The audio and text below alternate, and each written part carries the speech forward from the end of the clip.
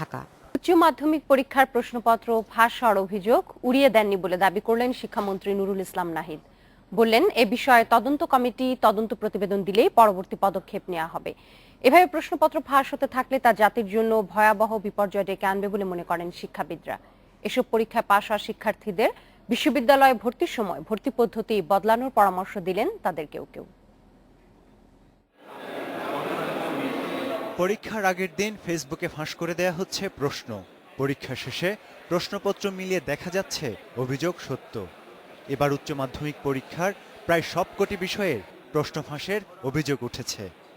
বারবারই প্রতিবাদ উঠছে নানা মহল থেকে, কিন্তু প্রবণতা থামছে না। শুক্রবার বৃষ্টি উপেক্ষা করে শহীদ মিনারে অবস্থান কর্মসূচি পালন করেছেন শিক্ষাবিদ মোহাম্মদ জাফর ইকবাল। এ বিষয়ে গণশুনানি করা সহ এক সপ্তাহের মধ্যে ৩ দফা দাবি না মানলে আবারও কর্মসূচির ঘোষণা শিক্ষার্থীদের।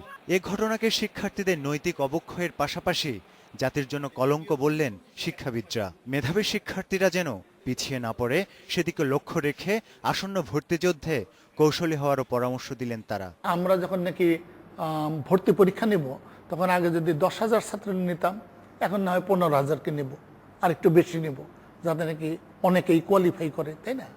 সুতরাং একটা পদ্ধতি বের করতে হবে। এদিকে তদন্ত কমিটি আরো 10 দিনের সময় চেয়েছে জানিয়ে শিক্ষামন্ত্রী বললেন, তদন্ত প্রতিবেদন হাতে এলেই নেওয়া হবে পরবর্তী পদক্ষেপ। স্বীকার না করলে আমরা সকলের মতামত নিচ্ছি কেন? কমিটি সবার কাছে দৌড়াচ্ছে কেন? আমরা এইরকম পরীক্ষা একটার পর একটা পিছাইছি কেন? এইবার এটার পিছনে কি আছে না আছে আমি এখনই বলবো না এই জন্য যে এটা তদন্ত কমিটি আছে, তারা কাজ করতেছে। আমি বললে তাদের উপর এটা প্রভাব পড়বে, যারা এটার সাথে সম্পর্কিত তারাও অ্যালার্ট হয়ে যাবে। যার জন্য আমাদের তদন্ত হইলে পরে আমরা সঠিকভাবে আমাদের কি বক্তব্য আছে আমরা বলবো। প্রশ্ন ফাঁসের ঘটনাকে সরাসরি ষড়যন্ত্র না বললেও সন্দেহের তালিকায় আছে কোচিং ও নোটবই ব্যবসায়ীরা। আমাদের শিক্ষা মন্ত্রণালয়, আমাদের সরকারের সাফল্য হচ্ছে, সকলে মনে করতেছে এটাকে ম্লান করে দেওয়ার জন্য এটা উদ্দেশ্য থাকতে পারে। ওই যে বললাম, কোচিং বাণিজ্য 32,000 কোটি টাকার কোচিং বাণিজ্য করে, নোট বই গাইড বই করা বন্ধ করে দিচ্ছি, তার স্বার্থহানি হয়, তাই তারা তো থাকতেই পারে আমাদের বিরুদ্ধে। ভবিষ্যতে এসব ঝামেলা এড়াতে পরীক্ষা পদ্ধতি সংস্কারের কথাও বললেন শিক্ষামন্ত্রী। তানজির মেহেদি, ইন্ডিপেন্ডেন্ট নিউজ, ঢাকা।